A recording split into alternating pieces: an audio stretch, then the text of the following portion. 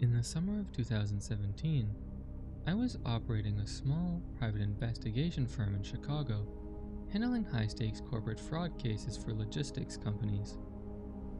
I was hired by a woman named Sarah Jenkins, whose husband Neil had vanished 3 weeks prior, along with $4 million from his firm's offshore escrow accounts. The corporate board assumed Neil had pulled off a brilliant embezzlement scheme and fled to a non-extradition country. But Sarah showed me his personal journal, his untouched passport, and a series of strange cold text messages she had received from his number after his disappearance. The text used language and phrasing that Neil never used, and my professional gut told me that Neil hadn't stolen the money at all. He had been targeted by a highly sophisticated group of identity thieves who didn't just steal data, but physically liquidated their targets to take over their lives digitally. I used a specialized digital forensics tool to track the IP routing headers of the emails sent from Neil's corporate account after he went missing, bypassing the proxy servers until they pinned down a physical location. The signal was originating from an abandoned Victorian-era meatpacking plant in the industrial ruins of the New City neighborhood. I drove out to the location past midnight on a sweltering July night, intending to perform basic static surveillance from my vehicle to see who was utilizing the building's electrical grid.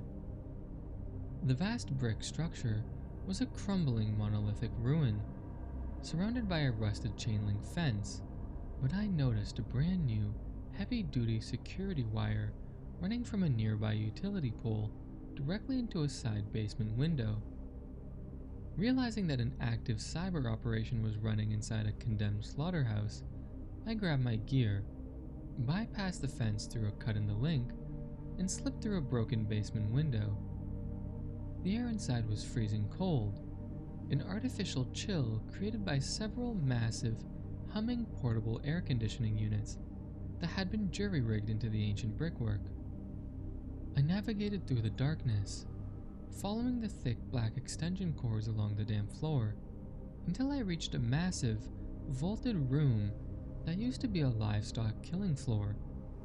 In the center of the room, completely out of place among the rusted meat hooks and crumbling tile, was a high-tech command center consisting of 6 servers, advanced scanning equipment, and a large metal desk covered in documents. I approached the desk and shined my light on the papers, finding dozens of folders containing comprehensive identity profiles, banking passwords, and detailed personal histories of wealthy, isolated executives from across the Midwest. Among the files was Neil's folder, which contained something that made my blood freeze: a neatly organized stack of high-resolution photographs detailing his daily routine, his home security codes, and his signature, meticulously practiced hundreds of times on tracing paper. Next to the desk sat a massive industrial-grade commercial meat grinder hooked up to a heavy 3-phase electrical line, and the surrounding floor had been scrubbed so violently with chemical cleaners that the ancient concrete was bleached white. I realized with absolute horror that this crew didn't just steal identities, they entirely erased the original person from existence, using their physical biometrics to clear high-level banking security before destroying the evidence. As I turned to photograph the documents with my phone, the heavy iron door to the killing floor groaned open, and the brilliant beam of a flashlight cut through the darkness from the far end of the corridor. I dropped behind a row of server racks, holding my breath as 2 men in heavy rubber aprons and industrial respirators walked into the room, speaking casually about a bank transfer they had just cleared in Neil's name. One of them walked over to a large, padlocked steel cage in the corner of the room that I hadn't noticed in the dark, unlocked it, and dragged a limp, heavily bound figure out onto the concrete floor. Through the glare of their flashlights, I saw Neil Jenkins. He was still alive, but his fingers had been completely stripped of their skin, and his eyelids were taped wide open. His eyes glazed with terror as they positioned him in front of a high-end retinal scanner on the desk. They needed his live biometrics one last time to authorize the final wire transfer of his company's entire asset portfolio before finishing their process. I knew I couldn't outgun two men in an enclosed space, so I pulled my tactical blade, sliced the thick main-powered trunk line running to the server racks, and plunged the entire facility into absolute darkness while causing a massive, sparking electrical short. In the ensuing chaos and screaming, I dragged Neil out through the basement window into the humid night air, sprinted to my truck, and drove straight to the federal building. The FBI raided the plant within an hour, but the handlers had already wiped the drives, torched the facility, and dissolved into the Chicago underworld without leaving a single trace of their true identities.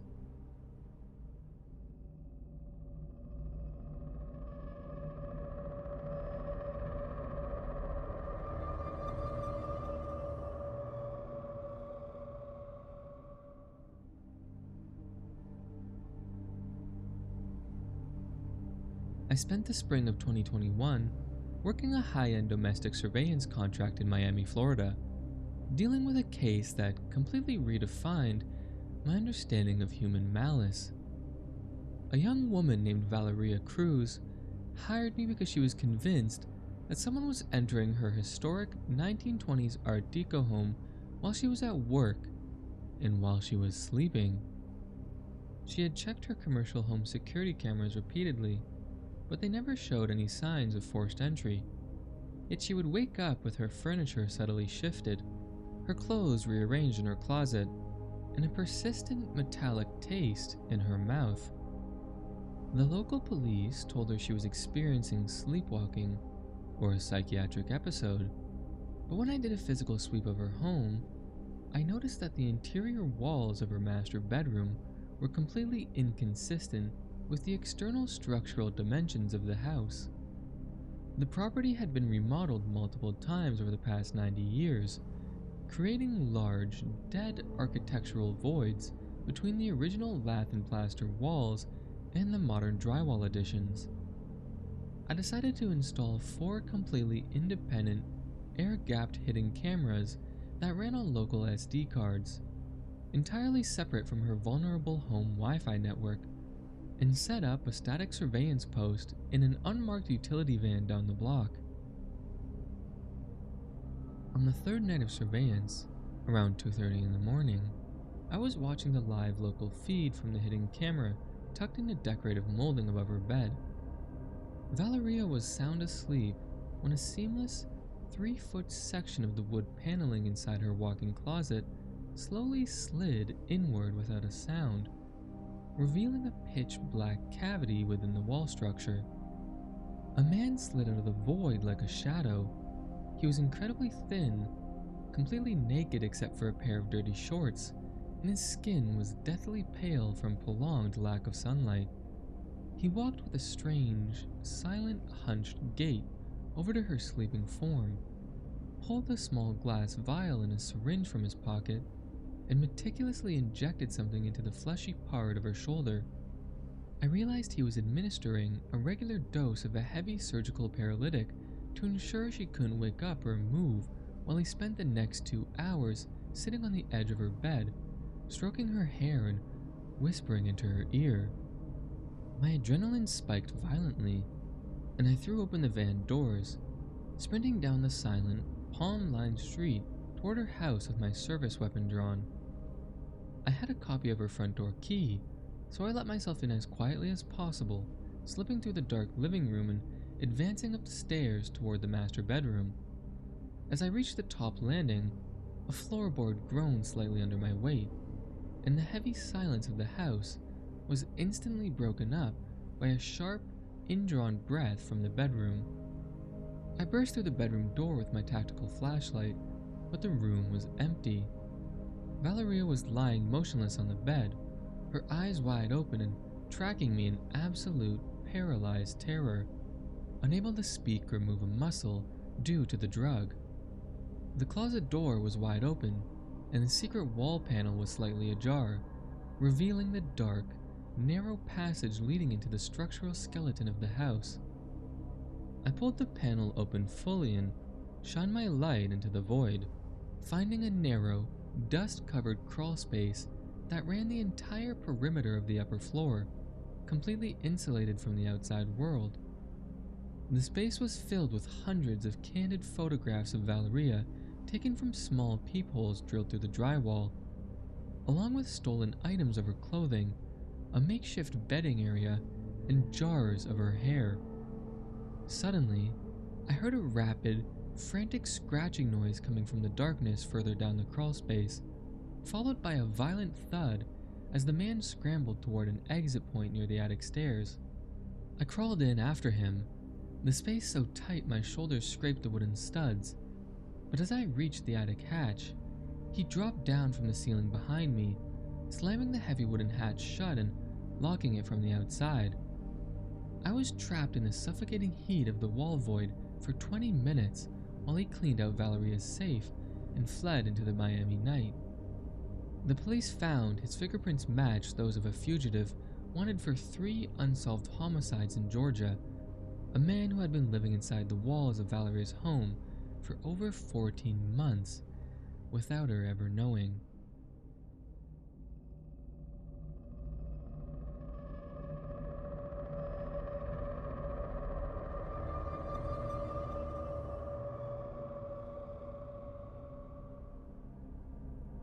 In February of 2019, I took a missing persons case in Seattle, Washington that still gives me insomnia whenever the winter rain hits my windows. A man named Thomas Miller hired me to locate his younger sister Clara, an avid wilderness photographer who had failed to return from a solo weekend trip to the rugged backcountry near Mount Baker. Her vehicle had been found by park rangers at a remote trailhead, but a search and rescue team with dogs had completely lost her scent less than a mile into the dense, old-growth forest. I started by analyzing the metadata of the digital photos Clara had automatically synced to her cloud storage account right before her phone lost cellular signal on the trail. The final image was a blurry, accidental shot of a heavily armed man in high-end military camouflage standing behind a thick pine tree, watching her from the brush. And the GPS coordinates embedded in the image file placed her miles away from the official tourist trail, near an abandoned, historic logging camp that had been blocked off by private property signs for decades. I loaded my pack with survival gear, strapped a high-caliber revolver to my chest rig, and hiked into the freezing mountain wilderness under a gray, heavy sky that threatened snow. It took me 4 hours of navigating through treacherous, snow-slicked ravines before I reached the perimeter of the old logging compound, which consisted of 6 decaying wooden bunkhouses and a massive, central timber mill. The entire area was surrounded by a sophisticated, modern array of hidden trail cameras mounted high in the tree canopy, all wired down into a central subterranean bunker beneath the main office. I stepped carefully, avoiding the obvious camera angles, and slipped through a broken window into the main office, finding a heavy steel door that led down into a modern reinforced concrete basement. The interior was lined with dozens of flat-screen monitors displaying live, high-definition feeds from across the entire mountain valley, creating a massive, terrifyingly complete surveillance grid of the wilderness. I walked over to the main console and saw a digital map of the forest with 3 blinking red icons moving slowly through the ravines, along with a separate monitor displaying a live feed of Clara Miller. She was huddled inside a natural stone cave miles out in the woods, shivering violently from hypothermia, while the monitor showed 2 men in camouflage tracking her position using high-end thermal imaging scopes. I realized with an overwhelming sense of dread that this compound wasn't a hideout. It was a highly organized, private hunting reserve where wealthy clients paid exorbitant sums to track and hunt human targets who had been abducted from local trailheads.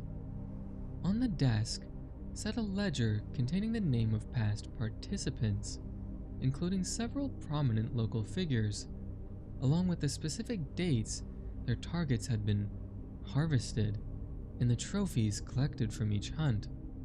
Before I could download the coordinate data to my handheld GPS, a loud electronic chime echoed through the bunker, and the central monitor shifted to a display of a live camera feed from the exterior of the office building I was currently standing in.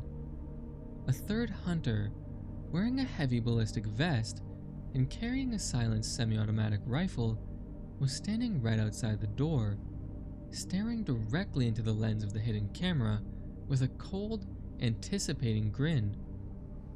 The power to the console suddenly cut out, trapping me in the subterranean dark as the heavy electronic locks on the basement door clicked into place, sealing me inside the monitoring room. I heard his heavy, tactical boots descending the wooden stairs toward the bunker, his voice calling out through the ventilation duct, telling me that Private Investigator would provide a far more challenging hunt than a simple photographer. I used my revolver to blow the primary hinge pins off the reinforced door right as he reached the landing, catching him completely by surprise in the narrow corridor and forcing him to retreat into the blinding snow outside. I managed to navigate through the pitch-black woods by memory, locating Clara's cave just minutes before the other two hunters closed in, and we spent an agonizing night running through a blinding blizzard while being hunted like animals until we reached a state trooper checkpoint at dawn. The compound was completely cleansed and burned to the ground by the time federal agents arrived the next afternoon.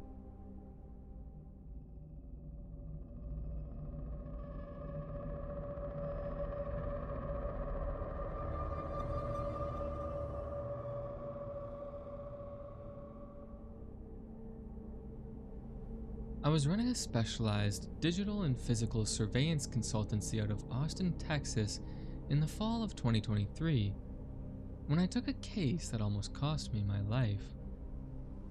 A wealthy real estate developer named Jim Albright hired me to perform a comprehensive background check on his sister Rebecca's new fiancé, a brilliant, charismatic technology entrepreneur named Christian Lewis.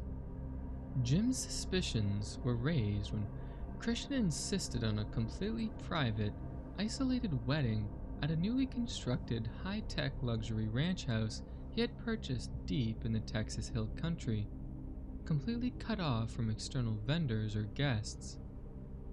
I began by digging through Christian's historical financial footprints, but whenever I tried to verify his life prior to 2015, his records became an absolute ghost town. No high school transcripts, no early employment, and a social security number that had belonged to a child who died in Oregon in 1982.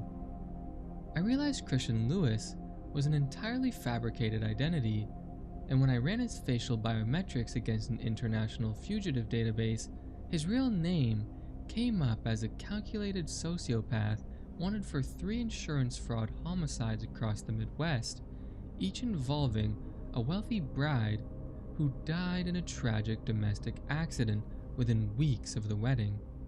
With the wedding just 3 days away and Rebecca completely uncontactable at the remote property, I drove out to the Hill Country Ranch House on a pitch-black Friday night, determined to find physical evidence of his true identity to show the local sheriff.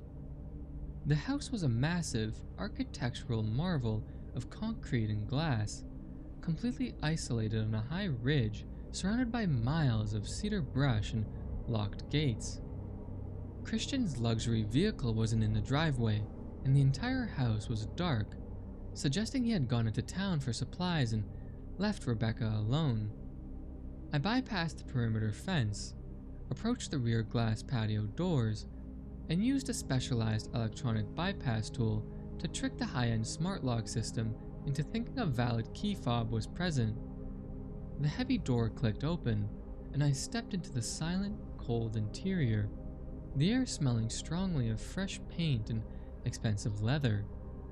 I moved quickly through the house, using my flashlight to locate Christian's private study, where I found a high-end digital safe built into the mahogany wall paneling.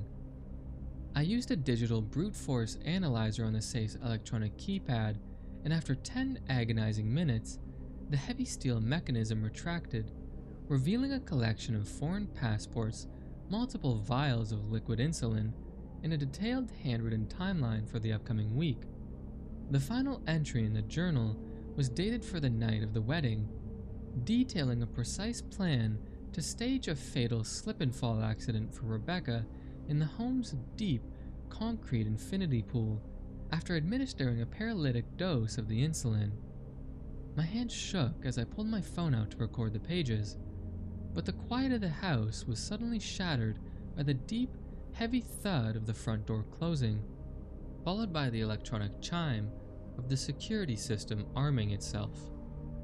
Christian had returned early, and before I could move, a mechanized metallic whirring noise echoed through the house as heavy, motorized steel security shutters dropped down over every single window and glass door, sealing the entire structure like a tomb.